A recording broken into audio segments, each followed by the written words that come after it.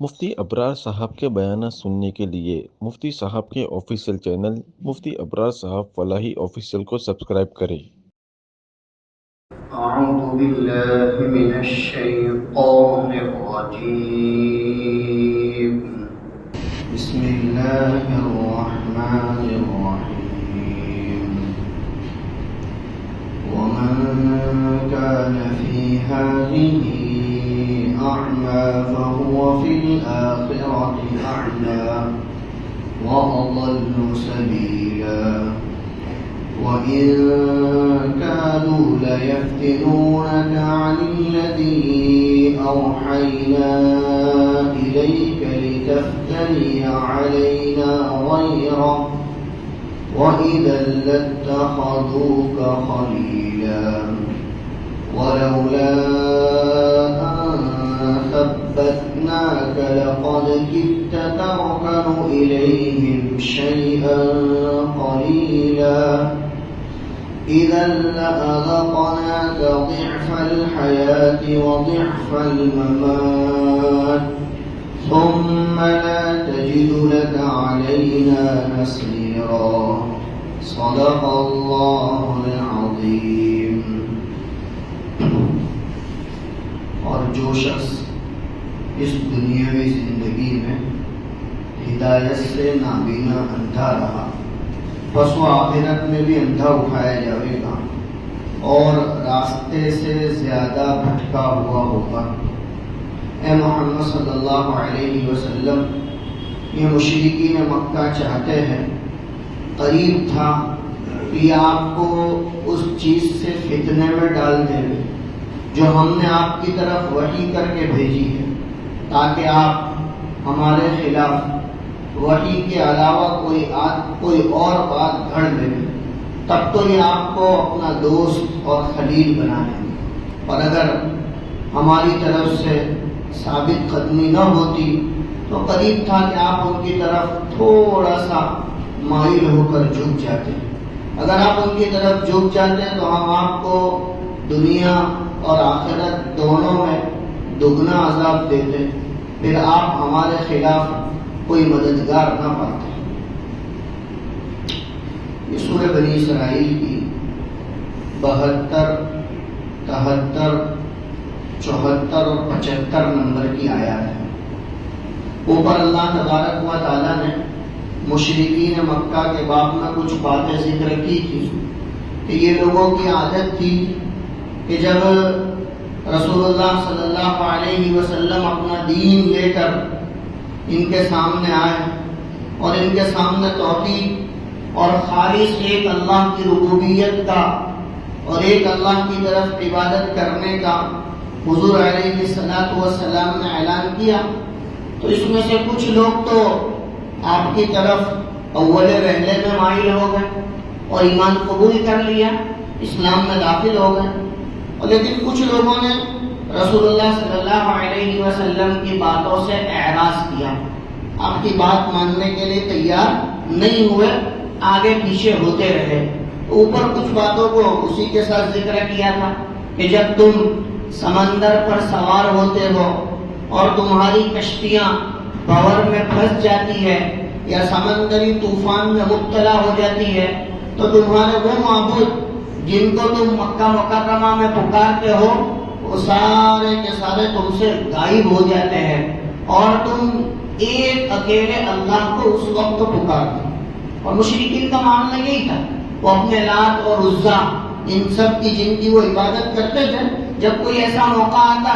کہ جس میں یہ لوگ بالکل ہاتھ پیر بغیر کے ہو جاتے یا کوئی ان کو مدد اور سہارا نظر آتا ہی نہیں، تو پھر ایسی صورت میں وہ اللہ کو پکارتے اور اللہ کو یاد کرتے۔ لہذا اوپر اللہ تبارک و تعالیٰ نے یہی بات ذکر کی تھی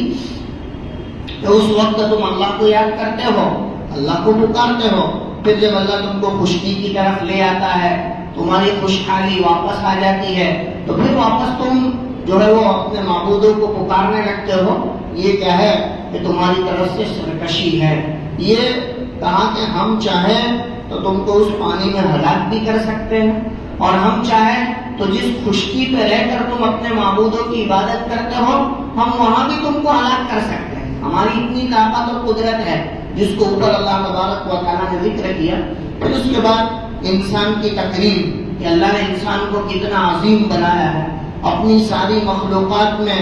انسان کو جو مقام اور مرتبہ عطا فرمایا ہے تاکہ اللہ تبارک و تعالیٰ نے وہ مقام اور مرتبہ دوسری مخلوق کو نہیں دیا ہے. تو لہذا انسان کی تقریم کا تقاضا یہ تھا کہ انسان اللہ تبارک و تعالیٰ کی عبادت میں اپنے آپ کو لگاوے,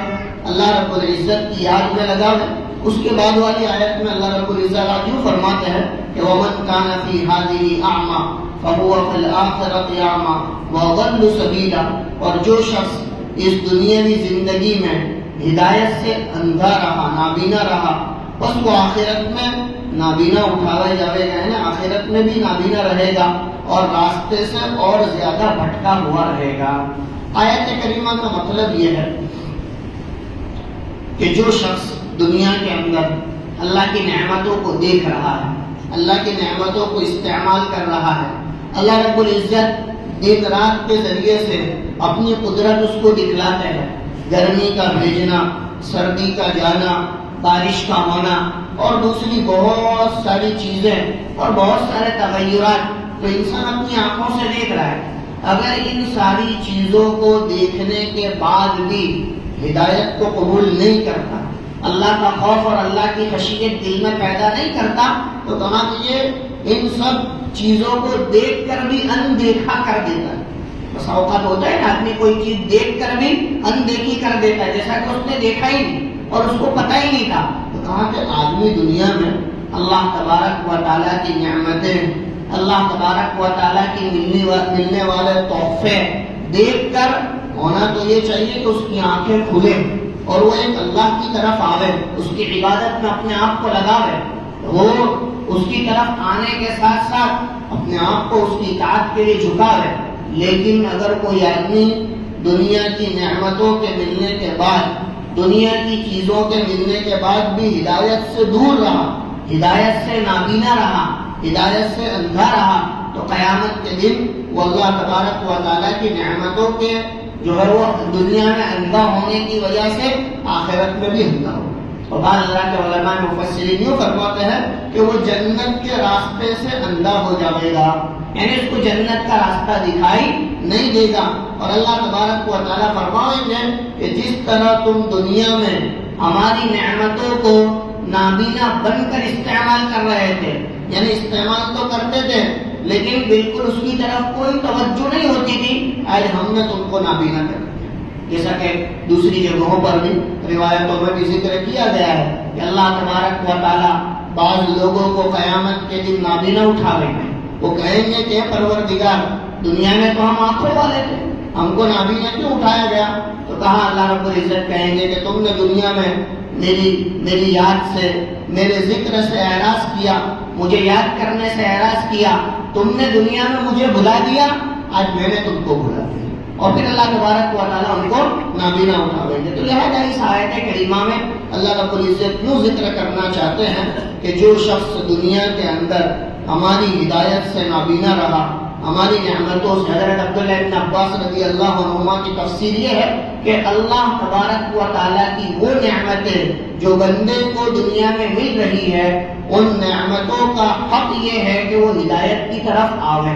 اللہ کی طرف مائل ہوئے اور جھکے, اللہ کو یاد کرے اور اس کی نافرمانی سے اپنے آپ کو بچاوے. اگر ایسا کرتا ہے تو گویا کہ وہ اللہ کی نعمتوں کی قدر کر رہا ہے, اور اگر ایسا نہیں کرتا ہے تو وہ اللہ کی نعمتوں سے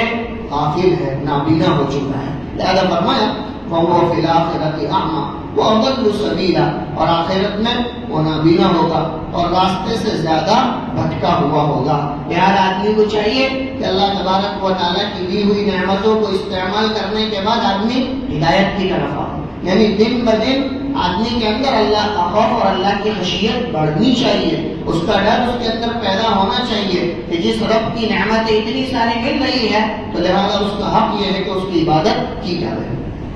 آگے والی آیت میں واپس اللہ تبارک و تعالیٰ مشرکین مکہ کی کچھ باتوں کو ذکر کر رہے ہیں. فرمایا وَإِن كَادُوا لَيَفْتِنُونَكَ عَنِ الَّذِي أَوْحَيْنَا إِلَيْكَ لِتَفْتَرِيَ عَلَيْنَا غَيْرَهُ, یہ چاہتے ہیں, یعنی مشرکین مکہ دل کی گہرائیوں سے یہ چاہتے ہیں اور قریب ہے کہ یہ آپ کو اس وحی کے باب میں فتنے میں ڈال دے جو ہم نے آپ کی طرف کی ہے، تاکہ آپ ہمارے اوپر کوئی ایسی بات گھڑ لو، اور تب تو یہ آپ کو اپنا دوست بنا لیں گے۔ جیسا کہ میں نے شروع میں ذکر کیا کہ مشرکین مکہ میں سے کچھ تو وہ تھے جو اللہ کے رسول صلی اللہ علیہ وسلم کے ہاتھ پر فوراً ایمان لے آئے، مسلمان بن گئے اور اسلام میں داخل ہو گئے، لیکن کچھ ایسے تھے کہ جو ایمان نہیں لائے، اور ایمان نہ لانے کے ساتھ ساتھ اپنی دشمنی پر برقرار رہے۔ وہ چاہتے تھے کہ ہم رسول اللہ صلی اللہ علیہ وسلم سے کسی نہ کسی درجے میں اپنی دشمنی نکالیں، لہذا کبھی کچرا ڈالا جاتا، کبھی آپ کو ساحر کہا جاتا، کبھی جادوگر کہا جاتا، کبھی پریشان کیا جاتا، اور مختلف باتیں ہوتی رہتی تھی۔ اس میں سے ایک دشمنی کی بات جو یہاں پر ذکر کی ہے وہ ایک واقعہ ہے۔ وہ واقعہ کیا ہے؟ کہاں واقعہ کے بعد میں بہت ساری روایتیں نقل کی گئی ہے۔ پہلی روایت تو یہ ہے کہ مشرکین مکہ میں سے ابن ابی حاتم نے جبیر ابن نفیر سے اس روایت کو نقل کیا ہے۔ علامہ قرطبی نے، صاحب روح المعانی نے، ان حضرات نے اس روایت کو نقل کیا ہے۔ وہ واقعہ یہ ہے کہ مشرکین مکہ ایک مرتبہ رسول اللہ صلی اللہ علیہ وسلم کے پاس آئے اور آ کر کہنے لگے کہ آپ کے قریب یہ جو غریب لوگ بیٹھتے ہیں، یعنی اصحاب صفہ، کہ جن کے پاس نہ رہنے کو گھر ہے، نہ کھانے کے لیے کچھ ہے، نہ کاروبار ہے، بعض تو مہاجر ہے، کوئی کسی جگہ کا ہے، کوئی کسی جگہ کا ہے، تو ابھی یہ جو غریب لوگ آپ کے یہاں کے ہیں جو قریب آپ کے بیٹھتے ہیں، آپ ان کو دور کر دیجیے، آپ ان کو دور ہٹا دیجیے تاکہ ہم آپ کے قریب آئیں، اس لیے کہ ہم مکے کے مالدار لوگ ہیں، مکے کے رئیس لوگ ہیں، لہذا ہماری جو ہے وہ حق تلفی ہوگی کہ آپ ان لوگوں کو اپنے سے قریب رکھو۔ تو یہ بات آ کر انہوں نے رسول اللہ صلی اللہ علیہ وسلم کے سامنے کہی۔ اللہ کے رسول صلی اللہ علیہ وسلم کے دل میں یہ بات آئی کہ یہ تو میرے اپنے لوگ ہیں، یعنی صحابہ کرام ہیں، اگر میں ان کو تھوڑی دیر کے لیے پیچھے کر بھی دوں گا تو لہٰذا ان کے دل میں کوئی خطرہ نہیں آئے، یہ مجھ سے محبت کرنے والے لوگ ہیں، ان کو میں حکم دوں گا صحابہ کو کہ تم تھوڑے پیچھے چلے جاؤ یا پچھلی صف میں چلے جاؤ تو ان کو گرا نہیں گزرے گا۔ تو رسول اللہ صلی اللہ علیہ وسلم کے دل میں یہ بات آئی کہ میں ایسا کر لوں، یعنی ان کو پیچھے کر لوں تاکہ یہ مشرکین مکہ اسلام میں داخل ہو جائے، ایمان لے آوے۔ اللہ تبارک و تعالیٰ کو یہ بات پسند نہیں آئی، اس لیے کہ مشرکین مکہ ایمان قبول کرنے کی غرض سے نہیں آئے تھے، بلکہ یہ تو عداوت اور دشمنی نکالنے کے لیے آئے تھے کہ کسی بھی طرح ہم عداوت اور دشمنی نکالیں، لہذا ہم اگر آگے چلے جائیں گے تو ہم اپنی باتیں مناویں گے۔ ہوتا ہے نا بسا اوقات کوئی آدمی کسی کا قریب ہو جاتا ہے تو پھر قریب ہونے کے بعد اپنی باتیں منوانا شروع کر دیتا ہے کہ یہ کرو، پھر یہ کرو، پھر یہ کرو، تو آدمی جو ہے وہ قریب ہوتا ہے تو باتیں منوا دیتا ہے۔ تو مشرکین مکہ یعنی مکہ کے مشرکوں کا یہی ارادہ اور یہی نیت تھی کہ ہم جب قریب چلے جائیں گے تو اپنی باتیں منوانا شروع کر دیں گے، اپنی باتیں حضور علیہ الصلوۃ والسلام سے منواویں گے۔ لہذا ہجرت کے بعد جب رسول اللہ صلی اللہ علیہ وسلم مدینہ منورہ گئے تو پہلے 2 سال کے اندر یہود جو مدینہ کے اطراف میں آباد تھے ان میں سے کچھ قبیلے رسول اللہ صلی اللہ علیہ وسلم کے پاس آئے اور آ کر اسلام کا اظہار کیا، اپنے آپ کو مسلمان بتلایا، اپنے آپ کو حضور علیہ السلام کا امتی بتلایا، اور پھر آہستہ آہستہ اپنی باتیں رکھتے گئے اور اپنے مقاصد حل کرتے رہے۔ تو اللہ نے وہاں پر بھی سورہ احزاب کی پہلی آیت میں حضور علیہ السلام کو حکم دیا، یا ایھا النبی اتق اللہ، اے نبی اللہ سے ڈرتے رہیے، ولا تطع الکافرین والمنافقین، اور کافروں اور منافقوں کی بات نہ مانیے، آپ ان کی بات نہ مانیے، آپ تو اس وحی کی پیروی کیجیے جو ہماری طرف سے آپ کو بھیجی جاتی ہے، آپ ان کی بات نہ مانو، یہ تو آپ کو ورگلانا چاہتے ہیں۔ لہٰذا یہاں پر بھی اسی طرح مشرکین چاہتے تھے کہ ہم اپنی دشمنی کو نکالیں، ہم اپنی بات ان کے سامنے پیش کر کے اپنا مقصد حل کریں۔ لہذا اللہ تبارک و تعالیٰ نے اپنے پیغمبر علیہ السلام کو ان کی باتوں سے متنبہ کیا اور ان کو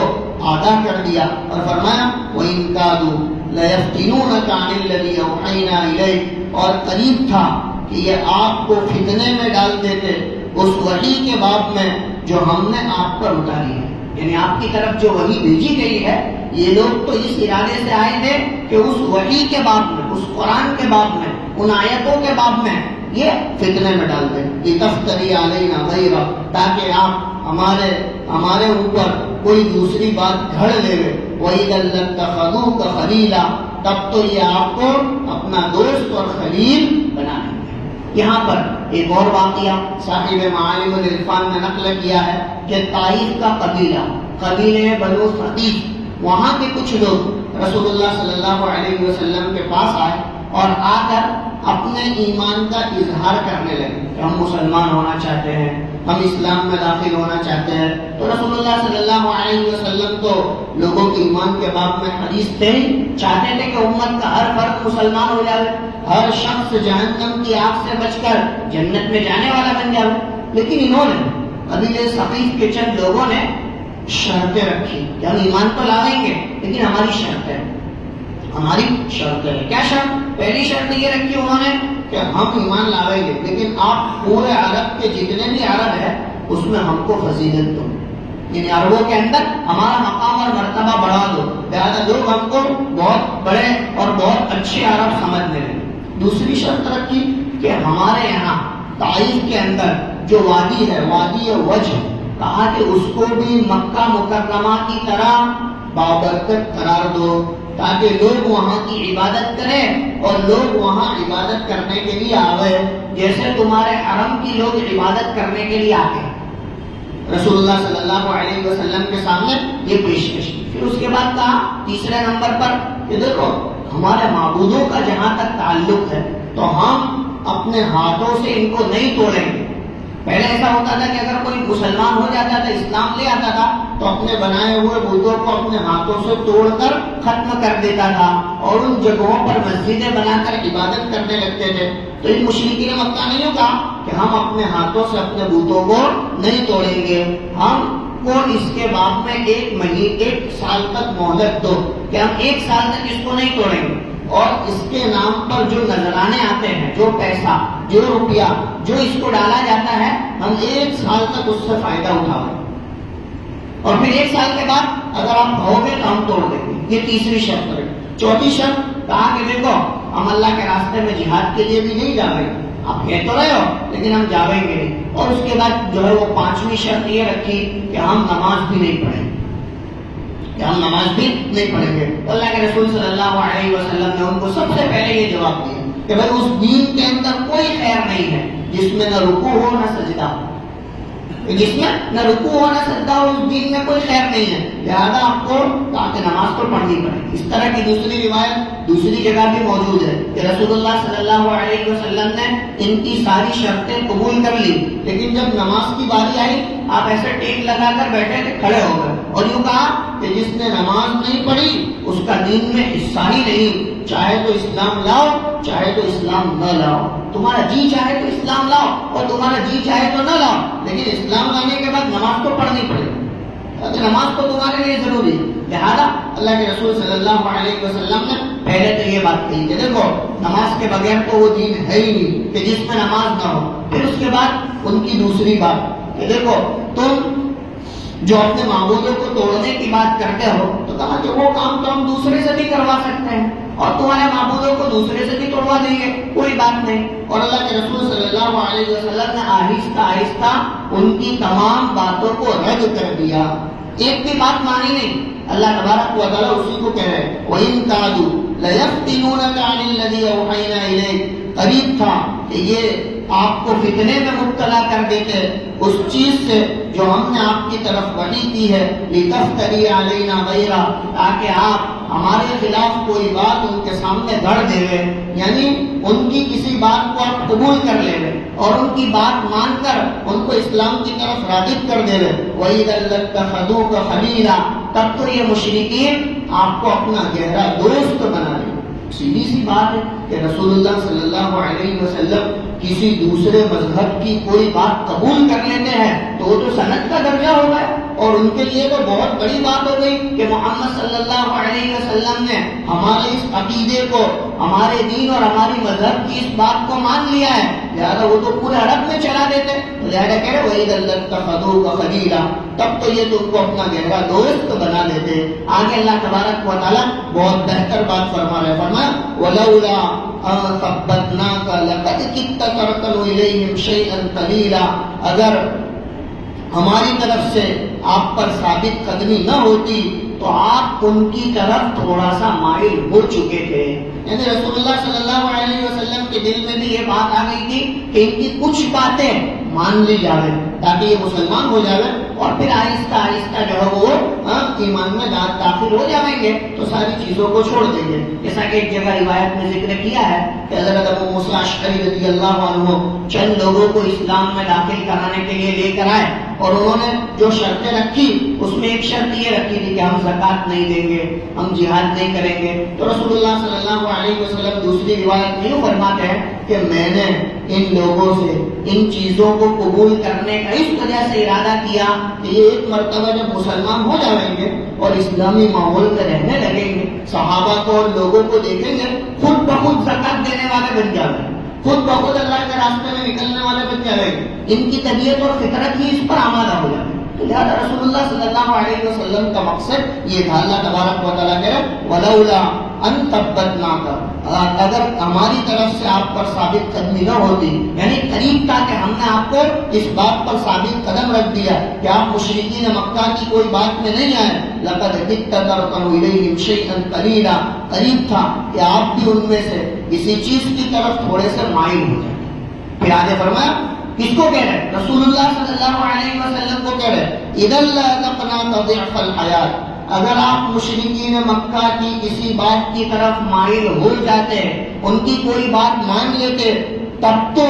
ہم آپ کو دنیا آخرت دونوں کے عذاب میں مبتلا کر دے، ثم لا تجد لك علينا نصيرا، پھر تم ہمارے خلاف کوئی مددگار نہ پاتے۔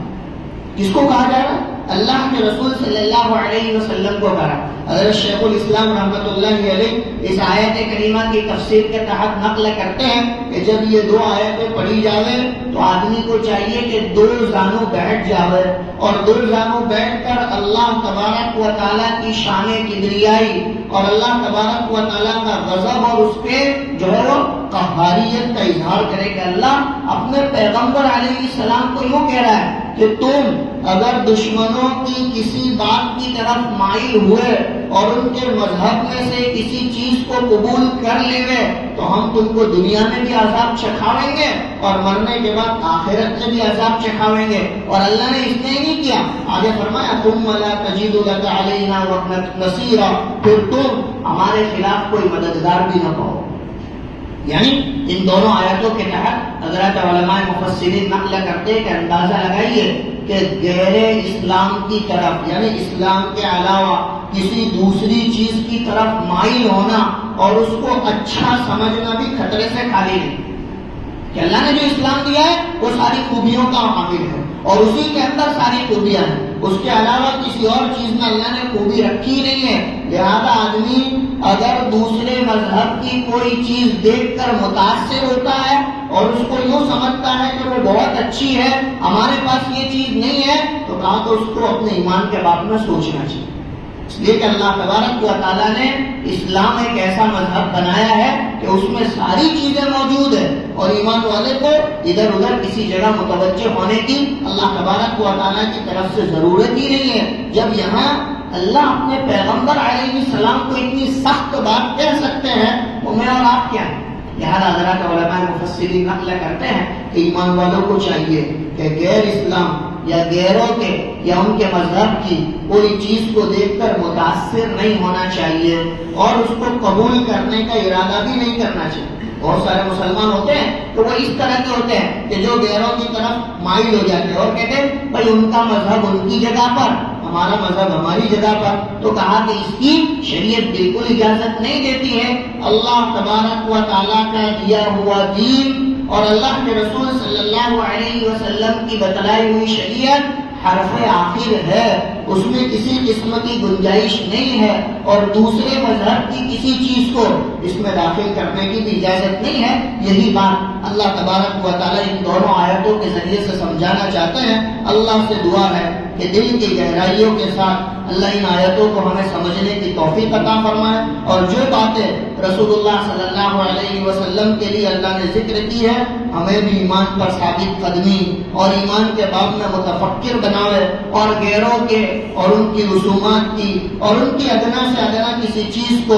جو ہے وہ بہتری کی نگاہ سے دیکھنے سے یا اچھی نگاہ سے دیکھنے سے اللہ ہماری حفاظت فرماوے۔ اسلام اللہ تبارک و تعالی ہمارے سینوں میں مزین فرماوے، اور اسلام کی ہر بات اللہ تبارک و تعالی ہمیں دل کی گہرائیوں سے قبول کرنے کی توفیق عطا فرماوے۔ وآخر دعوانا الحمدللہ۔